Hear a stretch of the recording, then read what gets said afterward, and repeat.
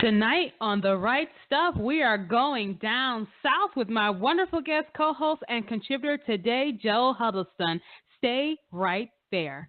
You are listening to the best, the only place to be on Tuesday night. That's right, you're listening to The Right Stuff, and you're at the right place at the right time. From England to Canada, from Detroit to the Poconos, we are showcasing Christian authors worldwide, giving you tips, tools, techniques, and resources for you, the writer, to hone and perfect your craft. Tune in every Tuesday at 7 o'clock p.m. Eastern Time, right here on WPJC 104.5. And your host, Parker J. Cole. Hi, and welcome to the show. You're at the right place at the right time with the queen of Tuesday nights. I hope your day has gone on well. I hope it was productive. I hope you got your goals fulfilled and decided, or whatever you wanted to do today. I hope it went well for you. And if you didn't have a bad day, you're going to have a great one with the show tonight. We're going to be talking to author Joe Huddleston. She is the author of the book Tidewater Summer, and she's also a raving fan of the 1950s and Southern fiction and so much more. I cannot wait to talk to Joe in just a few moments. But I do have some great news for you. I told you about it last night on my Monday night live chat with you on my Facebook. We have our very first ever Right Stuff contest. And this contest is one that you definitely want to be a part of, because it's going to give you a chance to win a wonderful, absolutely wonderful prize. I'm going to tell you about that later on in the broadcast, so stay tuned right here to The Right Stuff. And later on in the broadcast, you will hear about that contest. As always, if you want to join in our conversation, you can by calling in at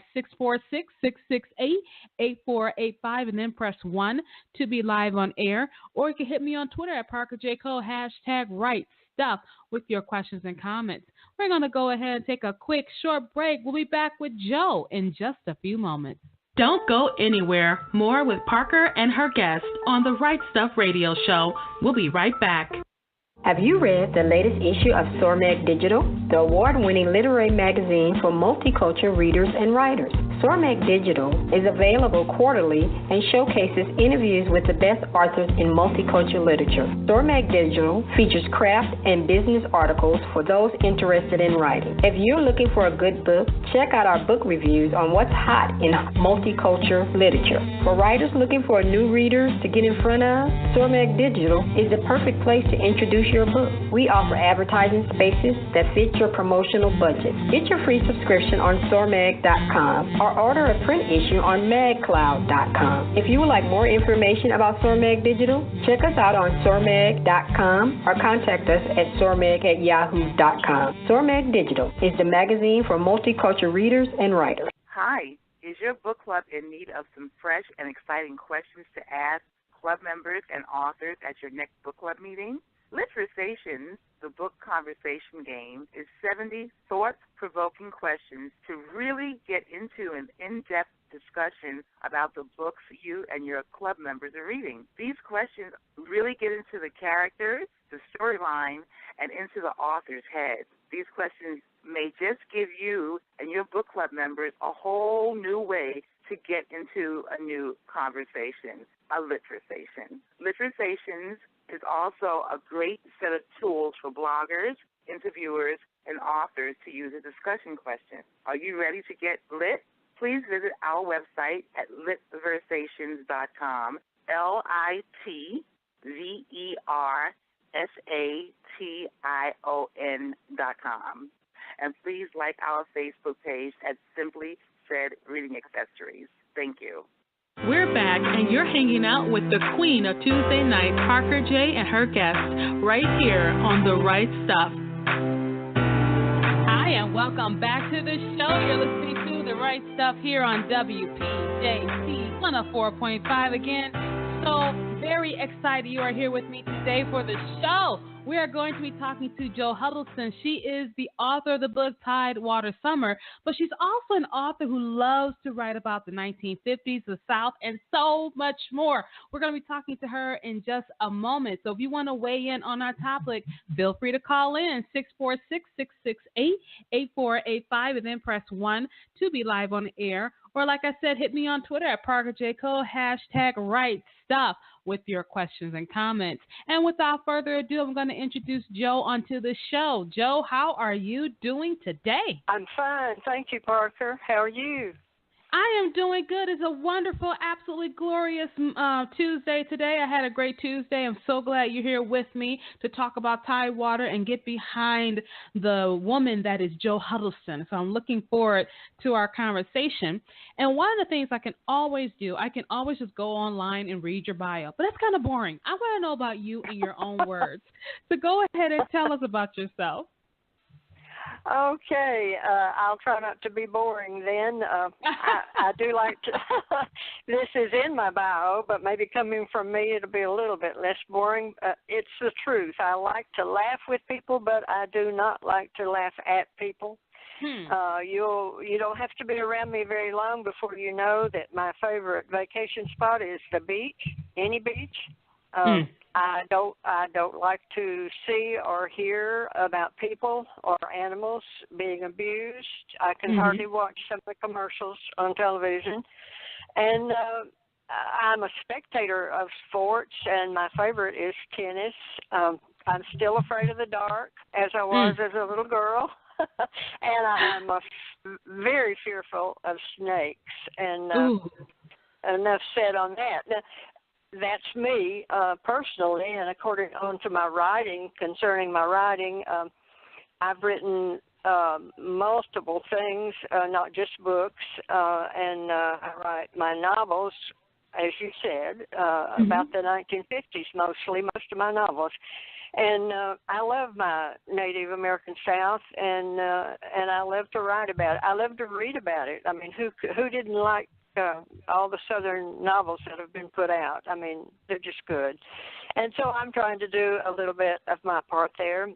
The novels in my Enduring Caney Creek series and my West Virginia Mountain series, as well as Tidewater Summer, are all sweet Southern romance novels. And you can read about all my books, and the listeners might want to jot this down. My website is www.johuddleston.com. That's JOHUDDLESTON.com.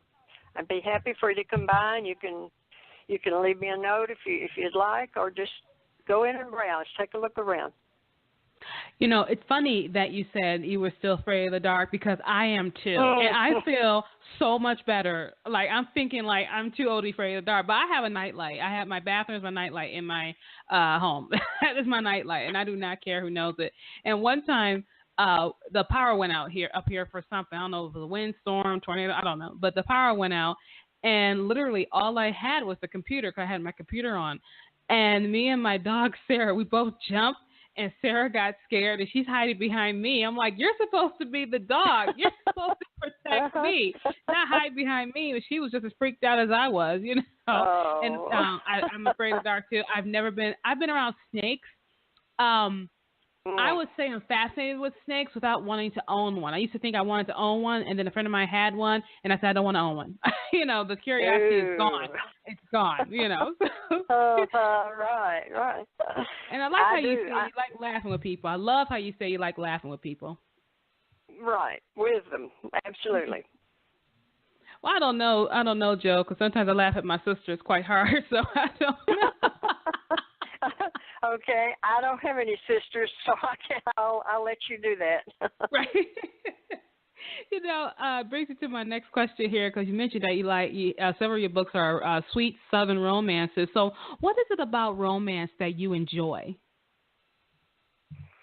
Oh, well, I enjoy reading romances because they're usually going to have a happy ever after ending. And you know, after you've lived with his characters in a book, and you don't get a happy ending, it's not been such a pleasure. So that I'm always guaranteed if I read a romance, it'll end well. And I like to also, on the way to that happily ever after ending, I like to see how my hero and heroine will react to and get out of all the bad things, the conflicts that are going to hit them during the story to get to that good ending.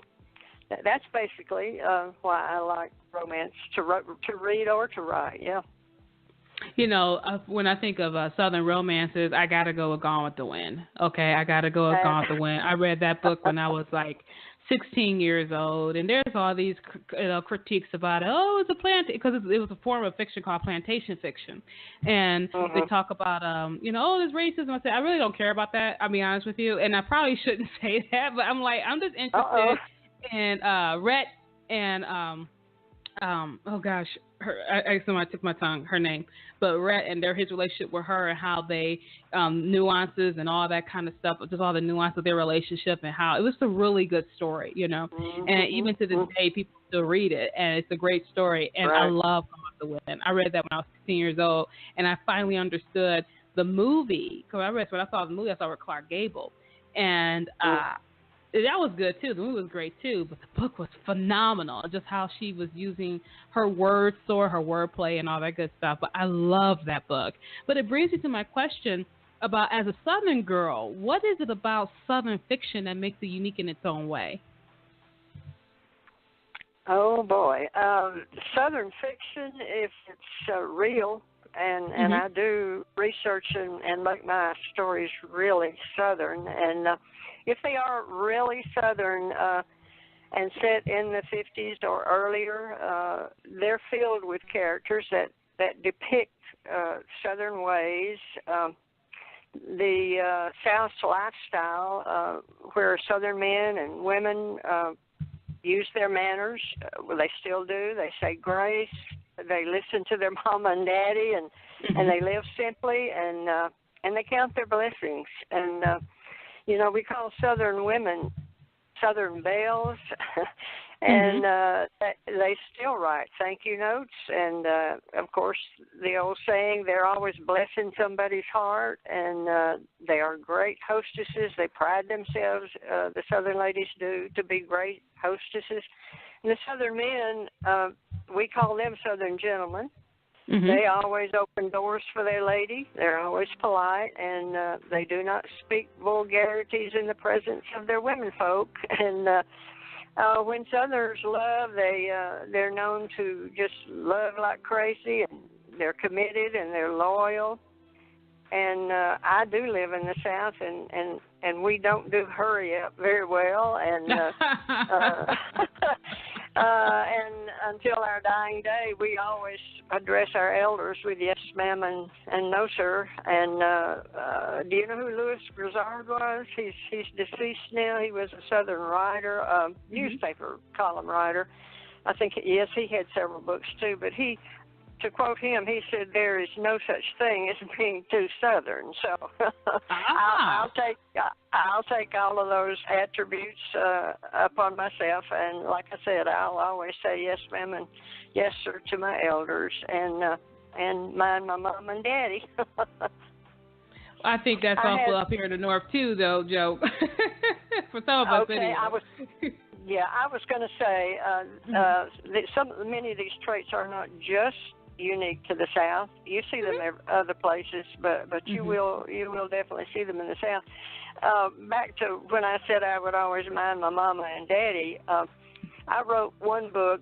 The title of it was Wait for Me, and I know we're not going to zero in on that book, but at one point I had a reviewer who said just about every time the heroine turned around, she was calling her daddy, saying the word daddy. And we do that. We grown women, we still address and call our daddy, and that reviewer just didn't like the fact that she had to read that word daddy just every page or two. But that's how it is. And like I said, I make my Southern fiction as real as I can, and that's how we speak down here. So anyway, that was a little off track, but oh no, I'm enjoying the conversation. I'm enjoying it because there is that distinct cultural difference even within the USA from the North and the South. We all say North and the South because of the Civil War and blah blah whatever. But you just have those things. And so one of the things I reached out to our listeners today, I said, what are some things in the South and in the US of A that the South is famous for? And so in my thoughts, I've heard of Southern hospitality as legendary, but I asked our listeners what are some other things. So Allie from Beech Grove, Indiana says sweet tea, that the South is known for sweet tea. And Allie, thanks for that input there. That's what she said. What do you think? Is sweet tea really a part of the tradition down there in the South, that sweet tea, or just tea on the veranda for all I know? But just tell me, what do you think about that? She's definitely right. We do sweeten our tea, and we don't drink it hot. Usually we drink it cold, iced sweet tea. And I saw a little meme recently that this girl was, there was only one person in it who was speaking, and she said, I'd like a glass of sweet tea. And the waitress spoke back to her and said, will that be all right with an artificial sweetener? And the customer answered back and said, would it be all right if I pay you in Monopoly money? Right. So we sweeten our tea with pure tea sugar. That's funny. She said, "Can I pay you Monopoly money?" Yes, I love that. And then we did get another comment from Ricky, and she is in Beaverton, Oregon. And Ricky says, racism. She said, it's of course not exclusive to the South, but at least from the perspective of up in the Northwest, that's a big one. And then she says, we don't do a lot of pecans and grits up here at all. That's what Ricky says. And Ricky, thank you so much for that comment. What's your thoughts on that, Joe? About the grits or the race part? About the whole thing, whatever you want to respond to. Okay. I eat grits when I have to. I'm really not all that much of a fan of grits, but if we put enough butter and some more of that sugar on them, I can read them and eat them. And pecan pie is a staple in the South, and we all know, just about all of us know how to make one. And as far as the race issue, that's not something that is very pleasant for anyone to talk about. I know that. I've been around long enough to know that, and it's just a sticky issue. And I believe, and I know for sure that as a Christian, I do have to have a heart for everyone, and I try to do that. And I'm okay with my next door neighbor being anybody that I can love with my Christian love. Mm-hmm. And I appreciate you saying that, because that's one of the first things people think about. Oh, racism. I said, well, it's not exclusive to the South. Quiet as kept, there's a lot of it going on up north, especially, you know. I remember I read this book by, I think her name was Elizabeth Boatwright Coker or Carter. I cannot remember. And it was a very good book. It was a Southern book. It's about a girl who was black, but she looked white. And how the master's wife, she took her around to all the different places, and she learned how to read and write, blah, blah, whatever. And so she falls in love with the master's son, but then this free black guy falls in love with her. And so she has to choose between, the master's son and the free black guy. And so one of the things that they said in the book, which I thought was quite interesting, she says, the South says, God bless you, be a slave. And the North says, God damn you, be free. And so you're like, we're caught between a rock and a hard place. And I said, thankfully in Jesus, we're all free. Thankfully in Jesus, we don't have any kind of distinctions. So I'm glad about that. But I'm glad we mentioned it because, like I've always said, silence is never the answer. But talking about it makes it just put it all in the open, And we're talking today to Jo Huddleston. She is the author of Tidewater Summer, which is available on Amazon.com or wherever books are sold. She loves writing about Southern fiction in the 1950s. We're going to get to that in just a moment. If you want to weigh in on our topic, you certainly can by calling in at 646-668 888-848-8485, then press 1 to be live on air. Or you can hit me on Twitter at Parker J. Cole, hashtag Right Stuff, with your questions and comments. We're going to go ahead and take a quick short break. We will be right back. Don't go anywhere. More with Parker and her guests on the Right Stuff Radio Show. We'll be right back. Question: if you write a book, everybody will rush out to buy it. Obvious answer: no. If you were a celebrity or if you had a huge marketing budget, then maybe you can get a lot of exposure for your book. Another solution would be to check out joeytweets.com.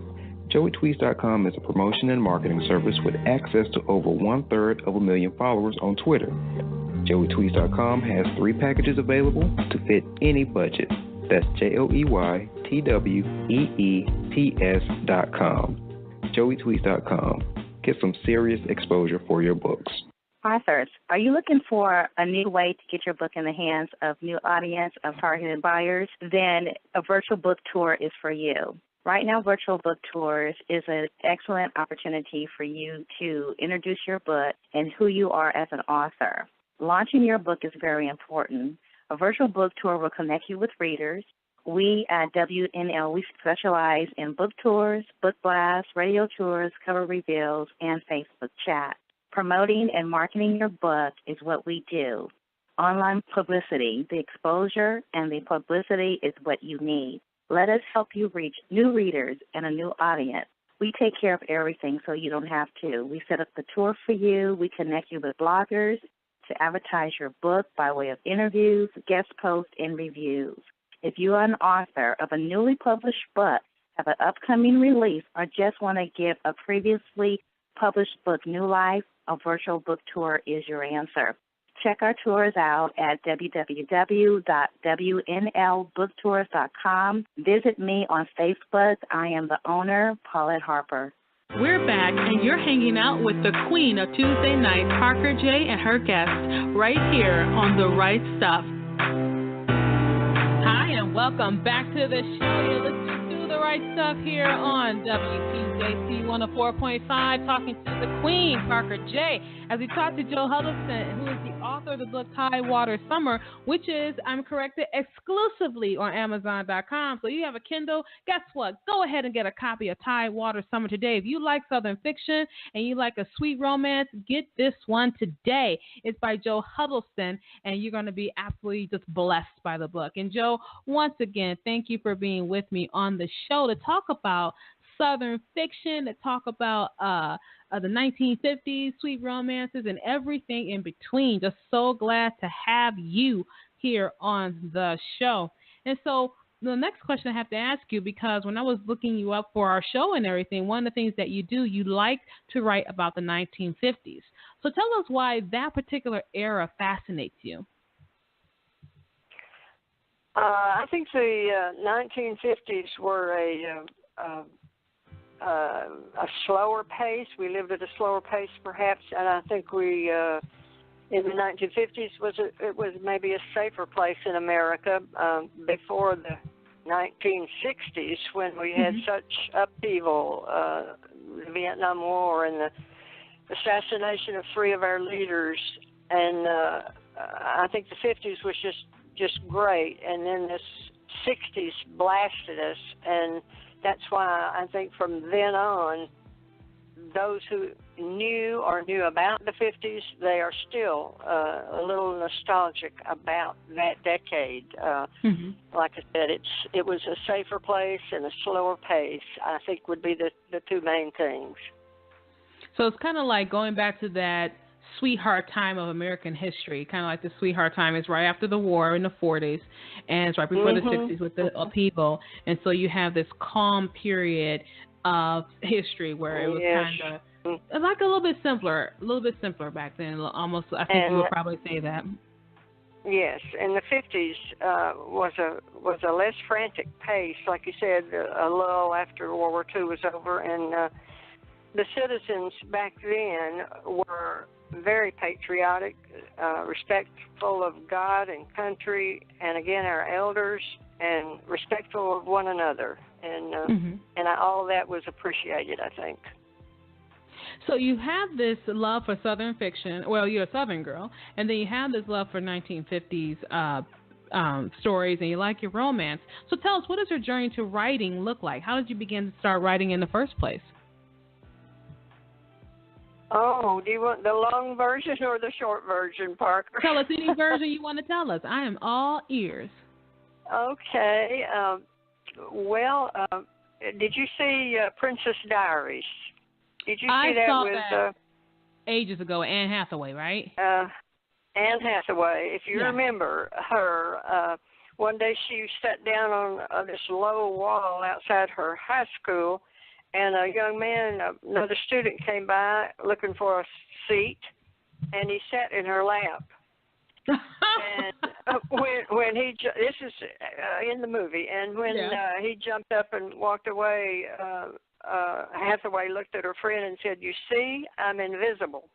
And when I decided I wanted to write, I could identify with her. I was just about as invisible in the writing world as you could ever be.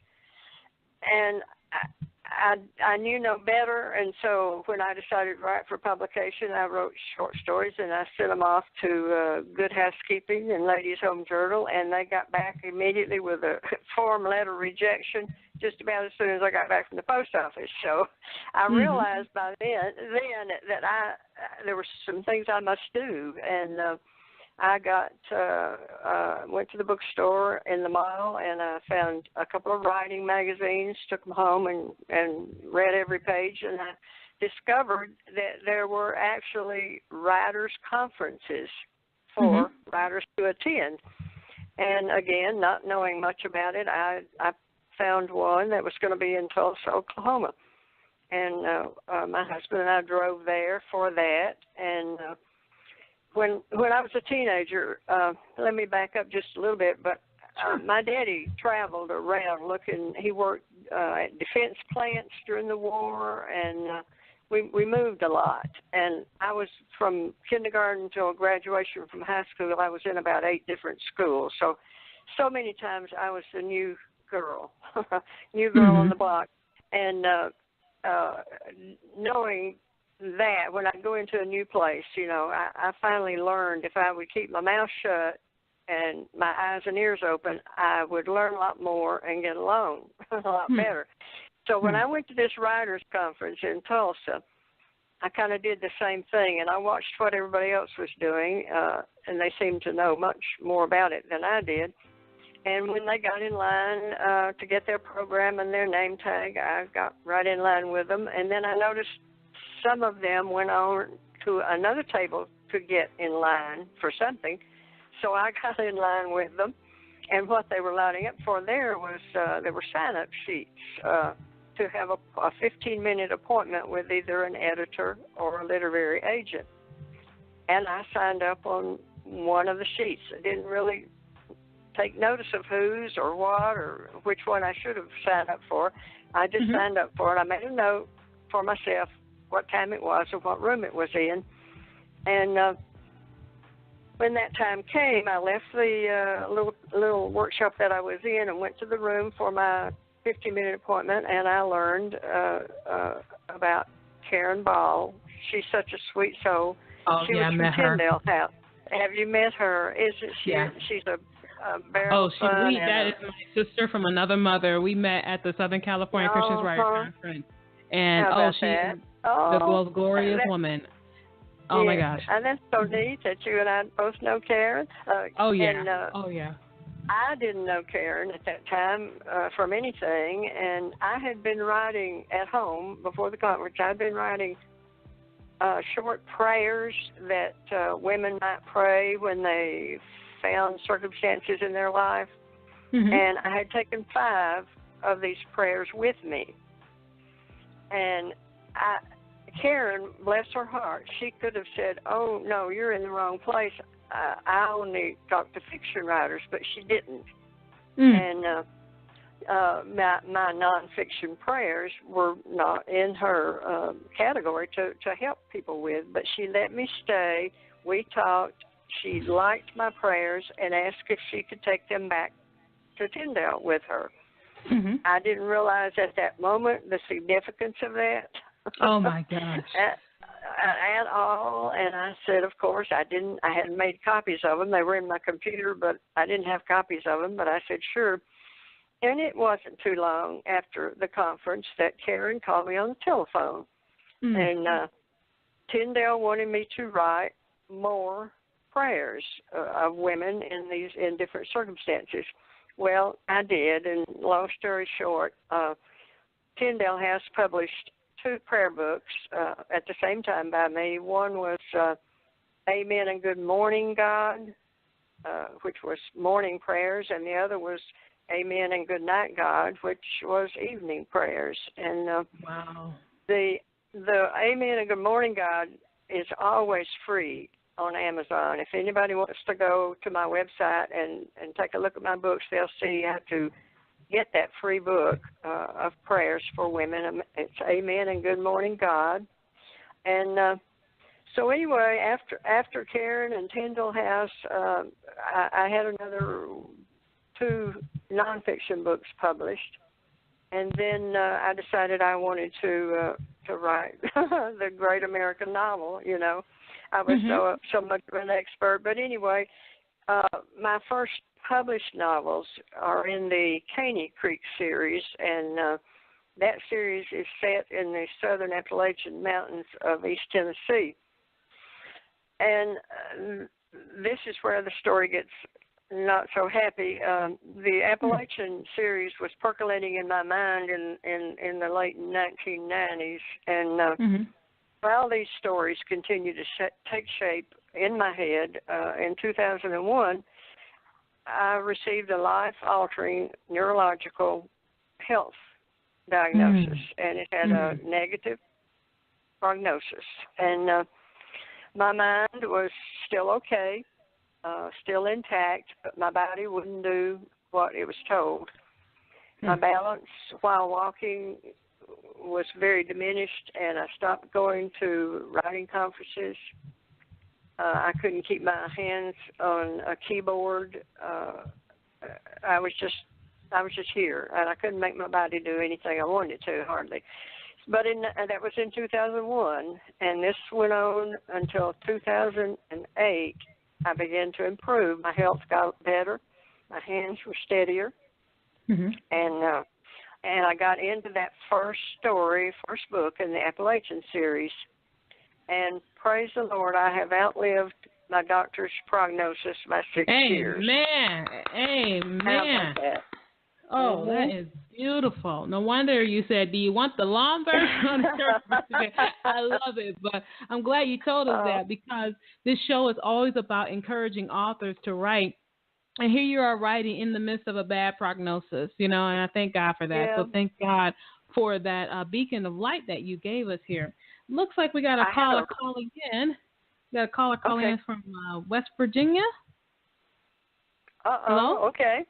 Hey there. Oh, hey, Parker. George. This is George, is a good friend of the show. And, George, thanks so much for coming on board. Did you have a question for our guest today? You know, I was going to ask just a simple question, but I am now more curious about this miracle that God performed for her. I mean, that's pretty awesome. So, if you don't mind, could you tell us what let somebody else with a neurological condition untangle the tongue? What condition was it? What? It has a very long name. It's pronounced olivopontocerebellar atrophy, and it usually it goes by the initials of OPCA. And after I'd been into that for a couple of years, they deemed that I had indeed gone into multiple system atrophy, which goes by the letters MSA. So I was really kind of messed up, and for about seven years plus. But I'm not now. Amen. Yeah, that's awesome. So I've been in the same condition. I was diagnosed in 2001 as well with a condition called myasthenia gravis, which is a neuromuscular condition also that causes muscle weakness, and ended my career as a full-time pastor, but opened up for me to also write.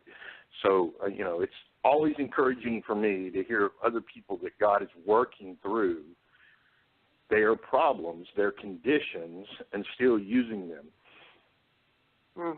Absolutely. That's a good point to make, George. And George is one of our, I think I told you earlier, Joe, and for those of you listening in, we're doing our story improv tonight.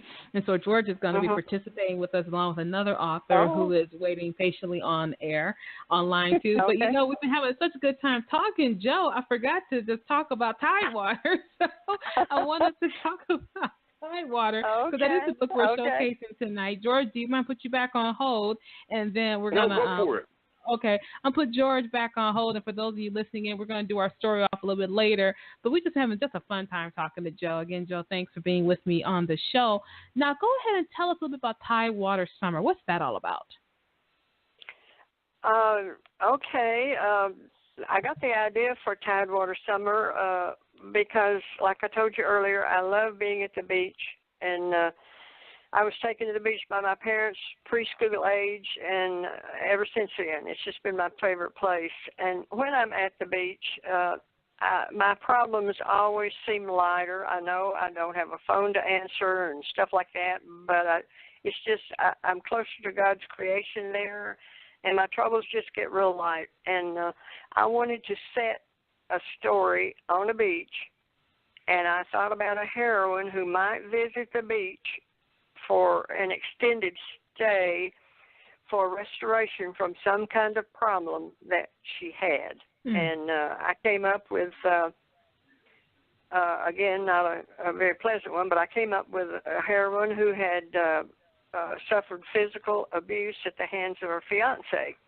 And I started with all of that, and my characters grabbed the story and ran with it. Tidewater Summer is, I don't outline. I write by the seat of my pants, as they say. And I love it.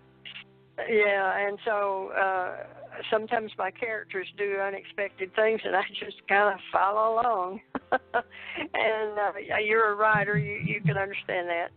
But Tidewater Summer, the book, the story, it's in the category of women's fiction on Amazon. Some people still think of it as historical fiction, but it is definitely a problem that this woman has experienced, and she's like I said, searching for restoration. And her great aunt has a beach house, and Aunt Clara says, go there, go and rest your soul and restore your being and your mind. And so Rose takes her up on it, and she goes to this South Carolina beach house and on one of the barrier islands. And Aunt Clara's has a handyman there on the island, and when Rose, the heroine, moves into the beach house, she doesn't have any hot water. The hot water heater won't work. So she calls the handyman. And he says, I've retired, but I can send my nephew to take a look at your hot water heater. And last year, Rose would have been excited to see this handsome young nephew of the handyman come by her house. But now, after what she's gone through at the hands of her fiancé, she doesn't want any man in her life ever again. And the young man that comes to look at her hot water is named Frank, and he has an instant attraction to Rose, but she has this wall thrown up, and he realizes it, and he knows he's going to have to break through that defense that she's put up. And he realizes, too, and finally she lets him know that she has had this experience, and he decides he'll do anything he can to protect her if she'll just open her heart to trust him. So that's the basis of that story, and I love the setting, and I love the people, and I just hope the readers will enjoy it, and it's available. So I love that. Idea okay. of a man Thank protecting the woman. I love that. And I know we're supposed to be all, and forgive me for my listeners, y'all heard me say this before, and I'm all for, women being equal, blah, blah, whatever. Okay, I'm all for it. But I'm just like, every once in a while, I remember one single mom told me, she said, I'm tired of being independent. She was like, can I please get some help? Do I have to hold the gun and the pocketbook? Can I please get some help? And I kind of like just, it doesn't have to be like Prince Charming, just someone to help you, someone who says, I'm going to take care of you, right. And I think a little bit that's missing today. I think something that's so missing today, just that I'm not saying, like I said, to be seen as less or submissive, nothing like that, but just having that sense of, you're worth protecting, you're worth fighting for, you're worth trying to win you and woo you. I like that. That sounds like wonderful. For those of you listening in, Tidewater Summer, if you just heard the base of the story, I'm going to go ahead and get a copy. So go ahead right now. Stop what you're doing, because we're going to take a quick break anyway. So stop what you're doing. Go get a copy of Tidewater Summer today. Go get a copy of it. You're going to love it. And make sure, like I tell you all the time, leave a review. Authors love reviews. It helps us learn if we're doing what we said we want to do, and lets us know that you enjoy what we're doing. So go ahead, get a copy of Tidewater Summer today by Joe Huddleston. We're going to go ahead and take a really quick break. When we come back, Joe is going to lead us in our writing prompt for our story improv tonight. So if you want to listen in, you can by calling in at 646-668-8485. Or press 1 to be live on air if you have a question for Joe. We're going to go ahead and take a quick short break. We will be right back. Don't go anywhere. More with Parker and her guests on the Right Stuff Radio Show. We'll be right back.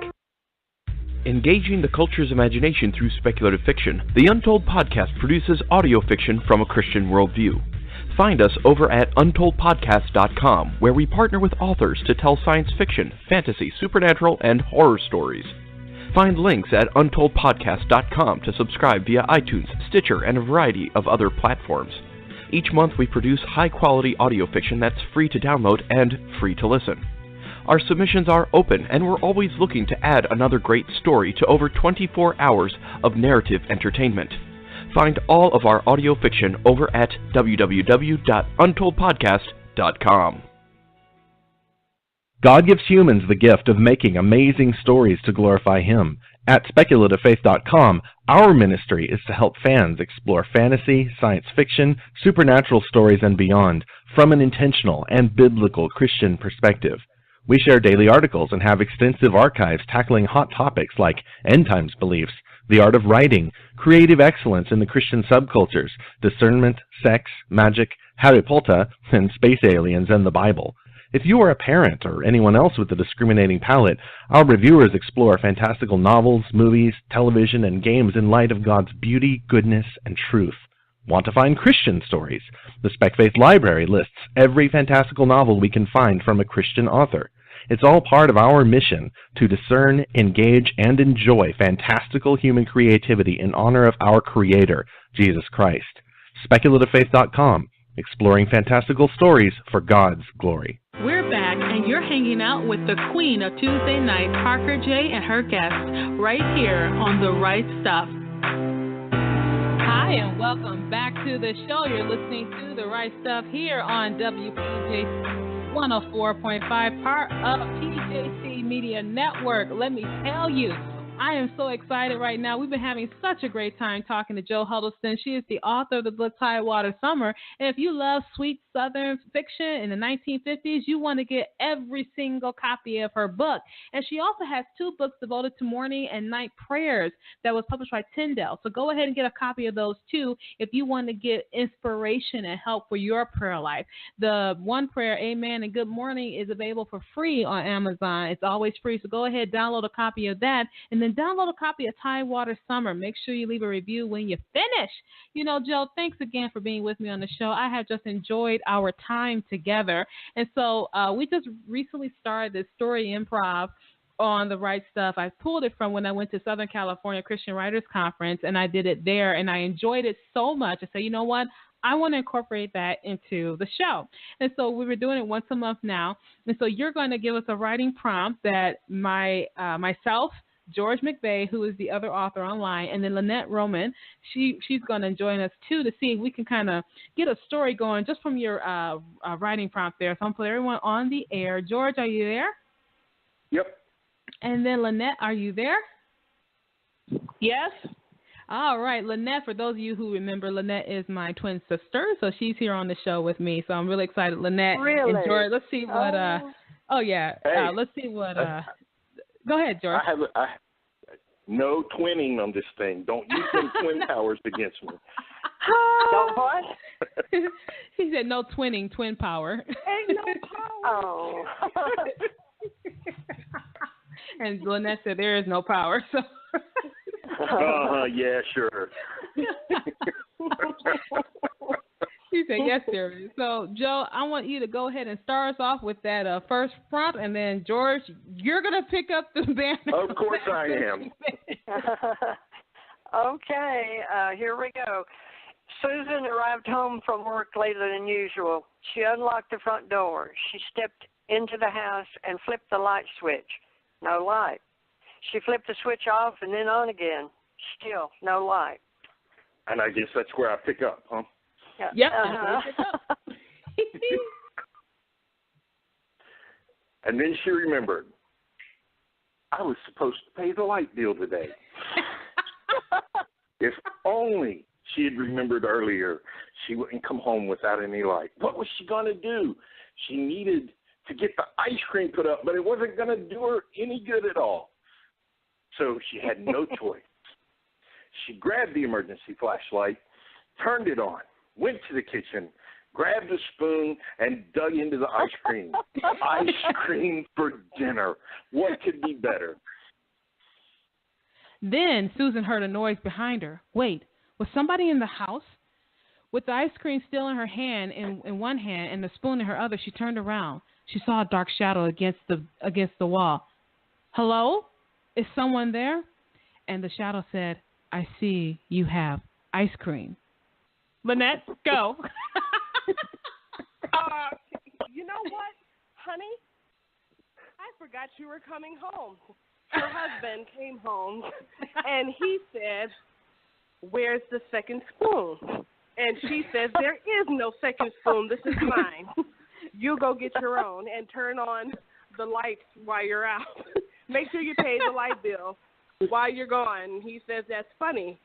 How am I going to pay the light bill when you're eating ice cream and that was all the money we had left between us? Go ahead, George. Oh, no. What do you mean that was all the money we had left between us? There was more money in the bank account this morning when I get up. What did you do with it this time? Go ahead, Parker. Oh, thanks. Well, that's what the ice cream is all about. That's what ice cream. We had enough to get ice cream. I really need ice cream today. Do you know what kind of a day I had at work today? Let me tell you what kind of day I had at work. No, I don't want to hear about your day at work. I hear about your day at work all the time. You know what? Here, take the ice cream. I'll go to my mom and dad's house and figure out how we're going to get some more money to pay the light bill. Lynette? Yeah, you go to your mom and dad's house, you figure it out, and don't come back until it's on. Because I don't want to be with you in the dark. I may kill you. I've seen too many episodes of Law and Order, and I know how to do it. Joe, is anybody writing this down?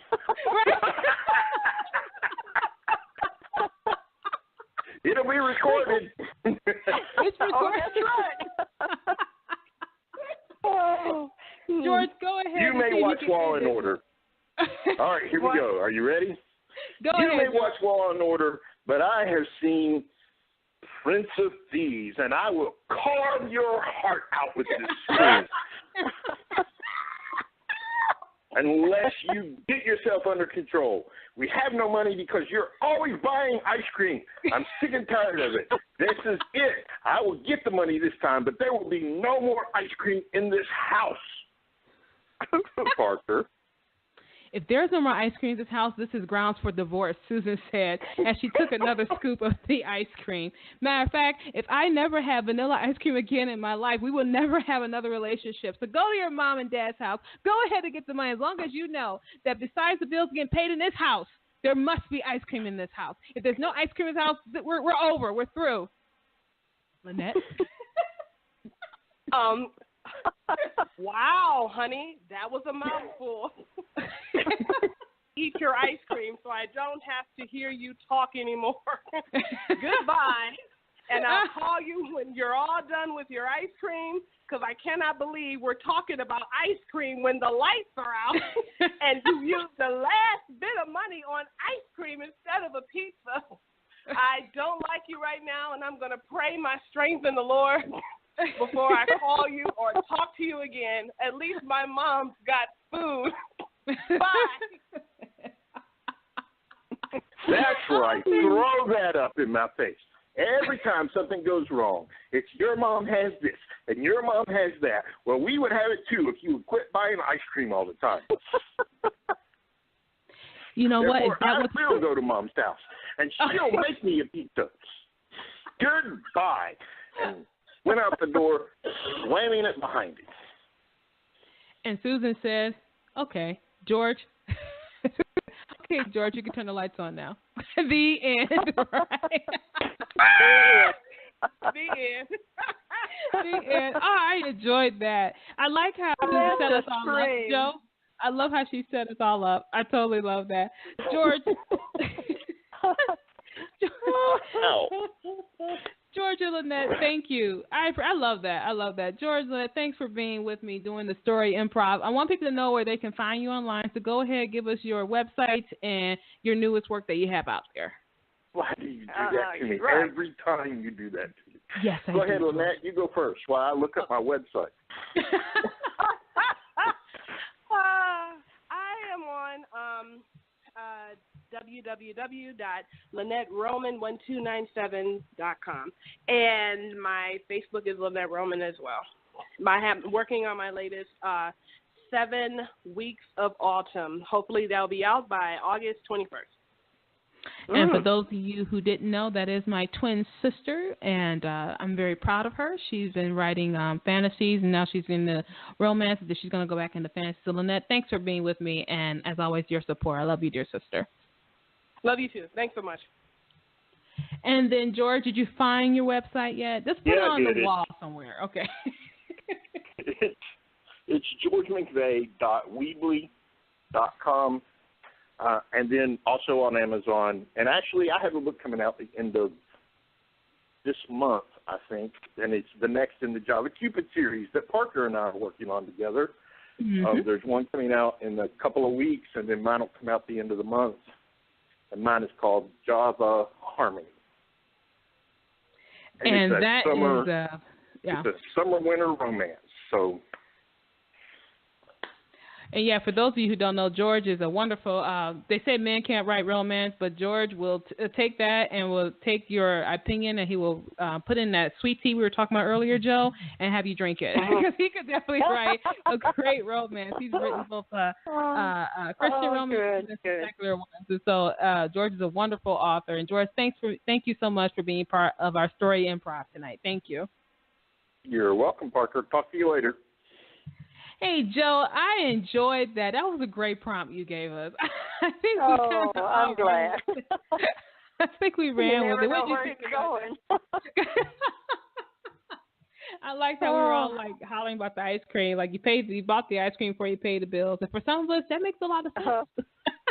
It makes a lot of sense. So thank you so much, Joe, for that prompt. I really enjoyed it. And for those of you, we'll do it again next month, our story improv. For those authors listening in, you want to try to see if we can trip each other up and have a good time while we're doing it, let's contact me on Facebook, and I'll make sure you get on there next month. Now, Joe, we got about 7 minutes left. We've just been having, like I said, just a great time together. So what I want to do, I want to really have you, if you possibly can, quickly talk about your membership with part of ACFW and how that has been helping you. And I forgot to mention earlier in our broadcast that you are part of ACFW, ACFW, not devil. Okay, so ACFW, which is American Christian Fiction Writers Association, I think it is, something like that. And tell us how that's helped you with your writing career, networking, all that good stuff. Yes, I think you were correct. American Christian Fiction Writers, ACFW.